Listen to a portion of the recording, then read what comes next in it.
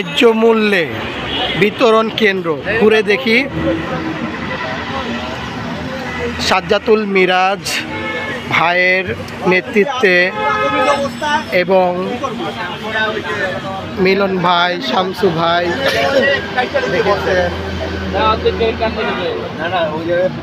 কি সুন্দর দেখছেন।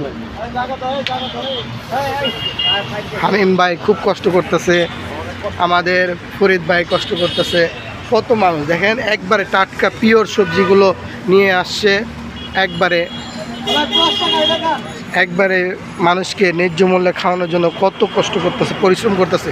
ভাই, বিএনপি নেতারা যে এত ভালো আগে জানতাম না, তারপরেও আমরা দেখতেছি মিলন ভাই, মিরাজ ভাই, শামসু ভাই এবং দেখেন বড় ভাই। হ্যাঁ বলেন। হ্যাঁ বড় ভাই, আপনি কি আসলে এই কাজে নিয়োজিত? হ্যাঁ, আমি এই কাজের উদ্যোগে আমি সবচেয়ে বেশি। আচ্ছা, একটু মানিটা কি, ব্যাখ্যাটা দেন তো কি? এটা দারুস সালাম থানা যুব দলের পক্ষ থেকে এবং ঢাকা মহানগর উত্তরের পক্ষ থেকে সাজ্জাতুল মিরাজ ভাই পক্ষ থেকে ন্যায্য মূল্য বিক্রয়ের জন্য এই ব্যবস্থা করা হয়েছে। আমরা এই উদ্যোগের জন্য সবাই খুশি। আচ্ছা, এটা কি গরিব মানুষকে খাওয়ানোর জন্য না অসহায় মানুষের? এটা গরিব অসহায় সবার জন্য।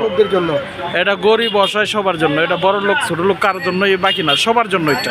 আচ্ছা, আপনারা দেখছেন বন্ধুরা যে সাধারণ মানুষের জন্য এই জিনিসগুলো করা হয়েছে এবং কি প্রতিটা মানুষ কিনতে পারবে, মানে ধনী গরিব নেই, সবাই কিনতে পারবে এবং কি মানুষের পাশে থাকবে।